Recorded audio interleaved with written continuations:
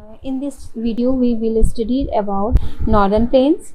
भारत का मैप देखने पर हमें पता चलता है कि जैसे नॉर्दर्न प्लेन्स ग्रीन बैंड के रूप में नॉर्दर्न माउंटेन्स के साउथ में रहती हैं। ये वेस्ट में पंजाब से ईस्ट में असम की तरफ। वेस्ट में आप जैसे इसमें मैप में देख रहे हो ग्रीन बैंड, मैप में दिख रहा है ना, ग्रीन बैंड बना हुआ है। तो ये वेस्ट में पंजाब, यहाँ पर पंजाब सबसे ऊपर, पंजाब में से ईस्ट में असम तक, पूरा लास्ट में असम तक फैला रहता है, नॉर्दर्न प्लेन्स है। तो ये टोटल लेंथ इनकी 2500 किलोमीटर है। नॉर्दर्न प्लेन से बहुत से रिवर होकर के गुजरती हैं, मतलब कि ड्रेन करती हैं उस जगह को, एरिया को। ये रिवर्स माउंटेन से ओरिजिनेट होकर के, माउंटेन्स कहाँ, जस्ट प्लेन से ऊपर का हिस्सा, माउंटेन्स जो हिमालयाज रेंज है वो इस पूरे एरिया में ग्रीन बेल्ट जो है उसके ऊपर हिस्से में है। तो वहाँ से माउंटेन से ओरिजिनेट होती हैं मोस्टली ऑफ द रिवर्स, जो उनका ओरिजिन माउंटेन्स है।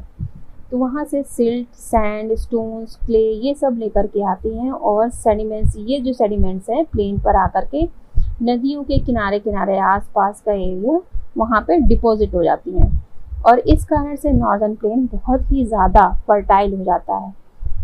वो एरिया फर्टाइल रहता है, इसलिए प्लेन जो एरिया है लोगों की कृषि करने के लिए ज़्यादा उपयुक्त रहता है, और उनका मुख्य व्यवसाय भी एग्रीकल्चर ही होता है। नॉर्दर्न प्लेन से जो रिवर बहती हैं वे सतलुज हैं, गंगा और ब्रह्मपुत्र हैं। उनकी कुछ सहायक नदियाँ, मतलब ट्रिब्यूटरीज हैं।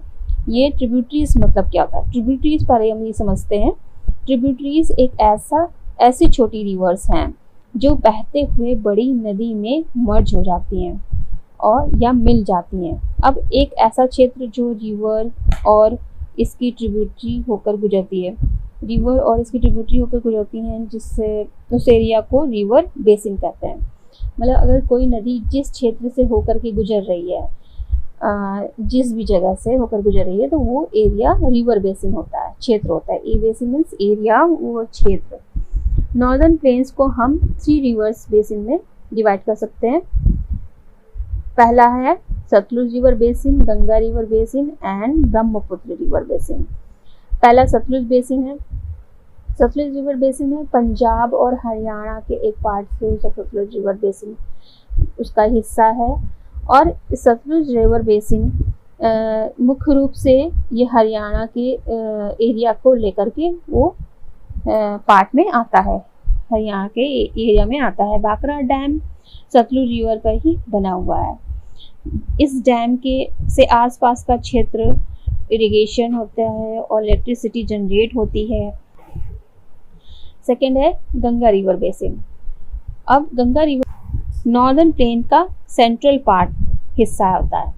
जो गंगा रिवर बेसिन है, यहाँ पे आप ब्लू लाइन देख रहे हो, जो डार्क ब्लू लाइन है, ये dark blue line Ganga river है, देख रहे हैं आप। सबसे शुरुआत में ये माउंटेन से ओरिजिनेट हो करके धीरे धीरे नीचे होते हुए प्लेन एरिया पे आती हैं, और ये ब्लू एरिया, और बाकी जो इसके अगल बगल में आसपास एरिया में पहले सब, उसके साथ में यमुना नदी भी आ रही है। तो यमुना नदी और बाकी जो छोटी छोटी नदियां हैं वो आकर के प्लेन एरिया में ये ट्रिब्यूटरीज गंगा रिवर से मिल जाती हैं। ठीक है, तो ये गंगा रिवर और इसकी ट्रिब्यूटरीज होकर के गुजरती, इसीलिए यह गंगा रिवर बेसिन कहलाता है। गंगा रिवर बेसिन मुख्य रूप से किन किन जगहों से होकर के गुजरती हैं? मुख्य रूप से उत्तर प्रदेश से होकर गुजरती हैं, बिहार, वेस्ट बंगाल के पार्ट में आती हैं। Ganga river originate from the Gangotri glacier as the river Bhagirathi Devprayag से फ्लो करते हुए अलकनंदा रिवर को ज्वाइन करती है। यहाँ पर ऊपर से माउंटेन से निकल करके ये देवप्रयाग में अलकनंदा रिवर को ज्वाइन करती है, तब वहाँ से वो गंगा के नाम से जानी जाती हैं। हम लोगों को पता है कि गंगा रिवर हमारी पवित्र नदियों में से एक है, आप लोग सभी लोग जानते हो। और गंगा नदी में यहाँ प्लेन में कई ट्रिब्यूटरीज आकर के मर्ज हो जाती हैं। ये जो छोटी छोटी नदियाँ आकर के यहाँ पे मिल जाती हैं, जैसे गंगोत्री, घाघरा, पहली तो घाघरा है, फिर गोमती है, गंडक है, कोसी है, यमुना है, चंबल, बेतवा एंड सोन ट्रिब्यूटरीज, ये सारी जब आकर के गंगा रिवर से मिल जाती हैं। इनमें से मुख्य जो है, मेन जो साथ में गंगा के साथ में चलती है, यमुना ट्रिब्यूटरी, ये साथ में ट्रिब्यूटरी मुख्य मेन ट्रिब्यूटरी है गंगा की। ये नदी को प्रयागराज में आकर के मर्ज होती है, इलाहाबाद में, जिसका पहले इलाहाबाद नाम था, अब प्रयागराज है, इसमें आकर मिल जाती हैं। और जिस स्थान पर आकर ये गंगा और यमुना आपस में मिलती हैं, मतलब इलाहाबाद में, यहाँ पे इसको संगम भी बोलते हैं। गंगा रिवर और इसकी ट्रिब्यूटरीज अपने साथ बहुत बड़ी मात्रा में एलुवियम सॉइल लाती हैं, जो गंगा रिवर बेसिन को में डिपॉजिट हो जाती हैं, जिससे यह बेसिन बहुत ही ज़्यादा उपजाऊ हो जाता है। गंगा नदी के यात्रा का सबसे अंतिम हिस्सा, अब ये नदी यहाँ से तो हिमालय से तो ओरिजिनेट हो गई है, वहाँ से होते हुए, प्लेन से होते हुए ये आते आते धीरे धीरे यहाँ पर वेस्ट बंगाल से होते हुए होकर गुजरती है, और यहाँ पर आकर वो गंगा रिवर स्लो हो जाती है और इसका फैलाव भी बढ़ जाता है, यहाँ पे भी चौड़ी हो जाती है, मतलब कि ये चौड़ाई में और भी फैल जाती है और कई रिवर की मुख्य डिस्ट्रीब्यूटरीज में बढ़ जाती है। जैसे यहाँ पे आप लास्ट में आप देख रहे होंगे कि ब्लू कलर लाइन से कई भागों में पार्टीशन हो गए, कई भागों में बढ़ गई है, डिस्ट्रीब्यूटरीज हो गई हैं।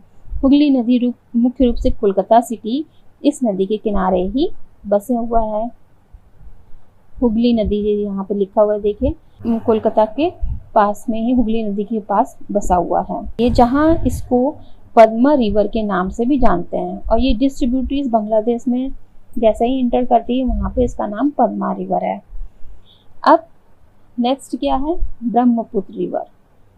Brahmaputra river basin northern plain का ईस्टर्न मोस्ट पार्ट है, पास में ब्रह्मपुत्र रिवर बहती है, इसलिए इस एरिया को ब्रह्मपुत्र रिवर बेसिन के नाम से जानते हैं। ब्रह्मपुत्र का निकास या ओरिजिन तिब्बत है। तिब्बत यहाँ से ये, क्योंकि ये हम लोग के इंडिया में, मतलब भारत से ये इसका ओरिजिन नहीं है तो माउंटेन से ही है, लेकिन ये तिब्बत में इसका ओरिजिन है।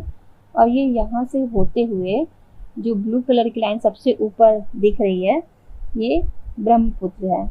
और तिब्बत में तिब्बत जो हमारा देश का नेबर कंट्री है, और वहाँ पे ब्रह्मपुत्र को सांपो के नाम से जानते हैं। यह भारत के अरुणाचल प्रदेश में स्टेट में प्रवेश करती है। यह अरुणाचल प्रदेश से होकर के यहाँ पर इंडिया में, भारत में एंटर करती है और फिर बांग्लादेश में एंटर करती है, और मतलब कि प्रवेश करती है। फिर यहाँ पर पद्मा रिवर्स में मिल जाती है, जो कि पद्मा रिवर आप देख रहे हो, पद्मा रिवर से गंगा की डिस्ट्रीब्यूटरीज है, तो ये फिर उससे मिल जाती है। यहाँ पर ही वर्ल्ड का लार्जेस्ट डेल्टा बनता है, जो कि बांग्लादेश में है। यहाँ पे ही डेल्टा बनता है, क्योंकि डिस्ट्रीब्यूटरीज में गंगा रिवर, ब्रह्मपुत्र रिवर कई एक डिस्ट्रीब्यूटरीज में बढ़ जाती हैं, जिसे हम सुंदरवन डेल्टा के नाम से जानते हैं। फिर इसके बाद यह बे ऑफ बंगाल में मिल जाती है। बे ऑफ बंगाल जो ठीक नीचे, बे ऑफ बंगाल में सारी नदियाँ आके मर्ज हो जाती हैं। ठीक है, नेक्स्ट हम लाइफ इन नॉर्दर्न प्लेन्स, जहाँ जहाँ से ये नदियाँ होकर के गुजरती हैं, उन एरियाज को, उन एरिया के जो रहने वाले लोग हैं, उनके बारे में थोड़ा जानते हैं। मीन्स दैट नॉर्दर्न प्लेन पर रहने वाले लोगों के लाइफस्टाइल अर्थात जीवन शैली के बारे में जानेंगे। नॉर्दर्न प्लेन बहुत ही ज़्यादा ही फर्टाइल होने के कारण यहाँ रहने वालों की संख्या तो अदर एरिया की अपेक्षा ज़्यादा होती है। नॉर्दर्न प्लेन में रहने वालों का मुख्य व्यवसाय कृषि, एग्रीकल्चर होता है। नॉर्दर्न प्लेन्स के अंतर्गत आने वाले स्टेट्स पंजाब हैं, हरियाणा है, दिल्ली भी आता है क्योंकि दिल्ली के आसपास भी पड़ जाता है यहाँ पर। उत्तर प्रदेश, बिहार, वेस्ट बंगाल, आसाम, ये सब जो हैं ये नॉर्दर्न प्लेन्स को कवर करते हैं। यूनियन टेरिटरीज में भी जो गवर्नमेंट ऑफ एनसीटी दिल्ली है, national capital territory of Delhi भी नॉर्दर्न प्लेन्स का ही पार्ट है। ओके, अब इन हिस्सों में रहने वालों लोगों के बारे में थोड़ा जानते हैं। पहला तो पंजाब है। पंजाब में भी आप देखते हो कि इसकी उपजाऊ ज़मीन पर फार्मर वहाँ पे खेती ही मुख्य व्यवसाय है। फार्मर मुख्य रूप से जो वीट, राइस, शुगर केन, मेज और बार्ले उगाते हैं। फार्मर्स आधुनिक मशीनों का यूज़ करते हैं जैसे ट्रैक्टर्स और हार्वेस्टर्स। मीन्स कटाई में जो उपयोग आने वाली मशीनें हैं वो पंजाबी लोग ज़्यादा ही यूज़ करते हैं खेती करने में। वहाँ के लोगों को, पंजाबी लोगों को मक्की की रोटी और सरसों का साग ज़्यादा ही पसंद होता है और लस्सी भी उनको उनके खाने में शामिल होती है। वे लोग गुरु पर्व, बैसाखी, लोहड़ी मुख्य फेस्टिवल उनके सेलिब्रेट करते हैं। हरियाणा, यहाँ पर भी लोगों का मुख्य ऑक्यूपेशन फार्मिंग है, कैटल ब्रीडिंग है, मतलब कि जानवर पालते हैं, और डेयरी फार्मिंग है। Wheat, rice, oil seed, pulses, barley, millets, maize, cotton and sugarcane Haryana के में सबसे ज़्यादा उगाया जाता है। दिल्ली में ज़्यादातर लोग ऑफिसेस में काम करते हैं। ऑफिस में काम करते हैं या अपने बिजनेस से रिलेटेड काम करते हैं। वहाँ पर स्ट्रीट फूड ही मोस्टली पॉपुलर होता है।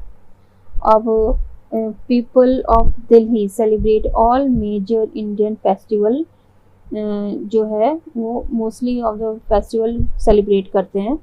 बहुत सारे हिस्टोरिकल मॉन्यूमेंट्स भी दिल्ली में ही है। कुतुब मीनार, रेड फोर्ट और इंडिया गेट दिल्ली में ही है। अब नेक्स्ट उत्तर प्रदेश। उत्तर प्रदेश में भी ज़्यादातर लोग एग्रीकल्चर से ही जुड़े हुए हैं। यहाँ wheat, rice, pulses, oil seeds और शुगर केन उगाए जाते हैं।